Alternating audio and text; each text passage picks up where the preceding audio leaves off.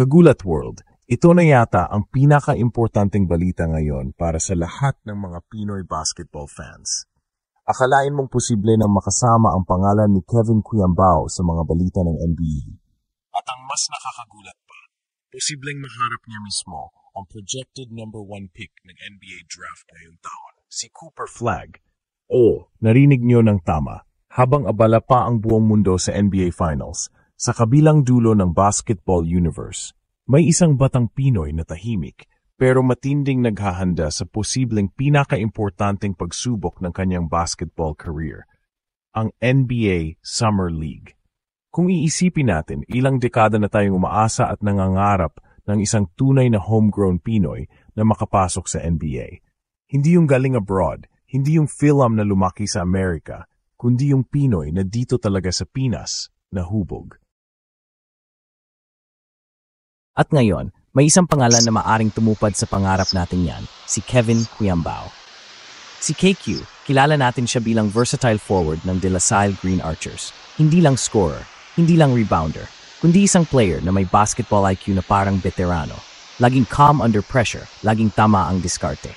At ngayon, ayon sa ilang insiders, isa siya sa mga sinasabing inaalok ng ilang NBA teams para sa private workouts. Ang unang hakbang para maimbitahan sa NBA Summer League. Hindi biro ang makarating diyan. Ang Summer League ay hindi lang exhibition games. Ito ang battlefield ng mga rookies, undrafted players, at mga nag-aasam pa rin ng spot sa NBA rosters. Sa Summer League, bawat kala mo may katumbas na oportunidad. Isang magandang laro lang, pwedeng magbago ang career mo habang buhay. Kaya nga grabe ang paghahanda ni Kevin Quiambao. Ayon sa mga reports, halos buong araw siyang nasa training. Sa umaga, strength and conditioning. Sa hapon, shooting at scrimmage drills. At sa gabi, mental focus training. Hindi lang siya nag-ensayo bilang player, may mga nagsasabing tumutulong din siya bilang mentor sa ilang mas batang players sa kanyang paligid. Para bang coach-player in one. Pero ito ang mas wild, Kagulat World. Kung sakaling maimbitahan si Kevin sa isang NBA Summer League team, at kung makalaro rin ang ilang top prospects ngayong taon, posible niya makaharap mismo si Cooper Flagg. Yes, si Cooper Flagg. Ang projected number 1 pick ng 2025 NBA Draft. Isang 6'9" athletic freak, may handle, may tira, may depensa. Kinukumpara pa nga siya sa combination ni Jason Tatum at Scottie Pippen. At guess what? Malaki ang posibilidad na makalaro siya ng ilang games sa Summer League bilang panimula ng kanyang NBA journey. Imagine that, KQ versus Flagg sa isang Summer League game. Isang homegrown Pinoy versus isang future NBA superstar. Hindi lang ito laro, ito ay pagkakataon para makita ng buong mundo ang potential ng isang batang galing sa Pilipinas. At hindi lang si Flagg ang posibleng makasabay ni Kevin. Naririyan rin si Dylan Harper, isang projected top 2 to top 3 pick. At ito ang twist, may lahing Pinoy si Dylan, half Filipino siya. Ibig sabihin, dalawang may dugong Pinoy ang pwedeng magkaharap sa Summer League. Isang mula sa Amerika at isang tunay na homegrown talent mula sa Pinas. At habang ang mga top picks ay hindi laging sumasali sa buong Summer League, may mga pagkakataong nagpapakita sila kahit isa o dalawang laro lang. Kung sakaling matuloy yan, siguradong headline ang magiging matchups. At kung mag-perform si Kevin, kahit 10 to 15 minutes lang, sapat din para mas-spotlight siya ng mga scouts. Kasi sa Summer League, hindi mo kailangan maging superstar agad. Kailangan mo lang ipakita na marunong kang maglaro ng tama. Efficient, may vision, marunong sa rotation, willing to do the dirty work. Lahat ng yan, hawak ni Kevin Quiambao. Isipin nyo, sa UA pa lang, KQ has shown maturity beyond his years. Hindi siya flashy, pero laging effective. Sa Gilas, Pilipinas, isa siya sa mga paboritong role players ng coaching staff. Bakit? Kasi hindi siya nang iimbento ng laro, he plays within the system. Pero may impact, may leadership, may poise.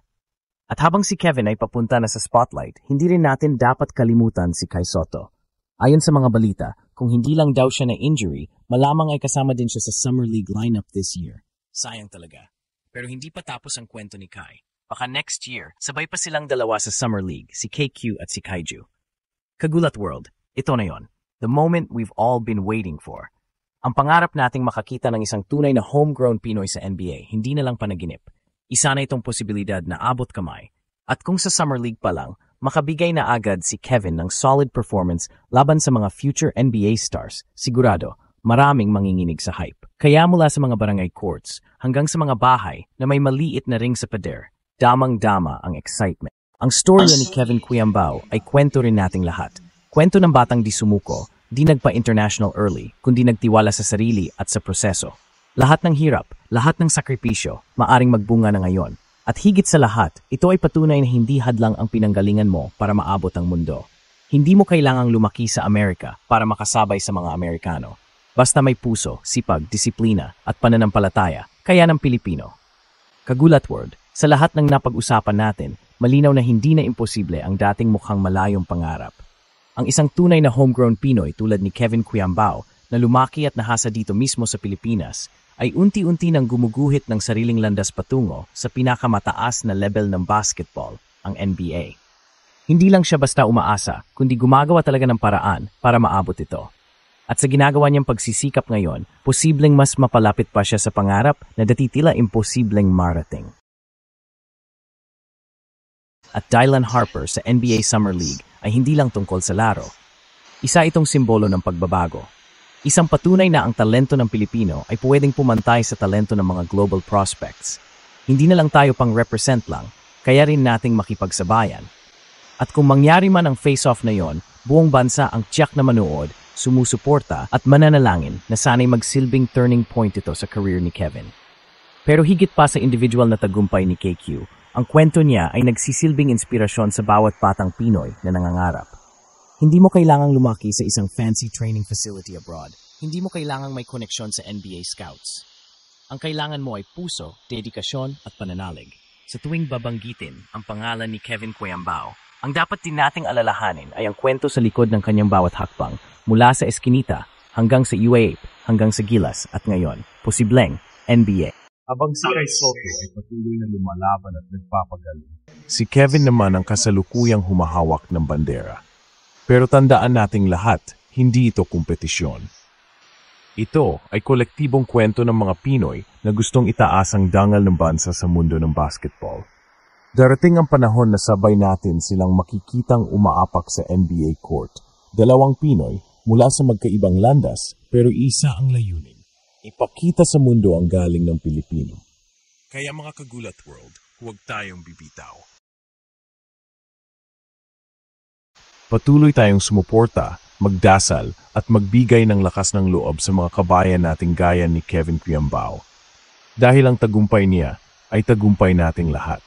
At kapag dumating ang araw na sinigawan ng buong arena ang pangalan ni Kevin sa NBA, masasabi nating nandito kami nung nagsisimula pa lang siya. Sa kwentong ito, lahat tayo kasama. Hanggang sa susunod na gulat, salamat, Kagulat World.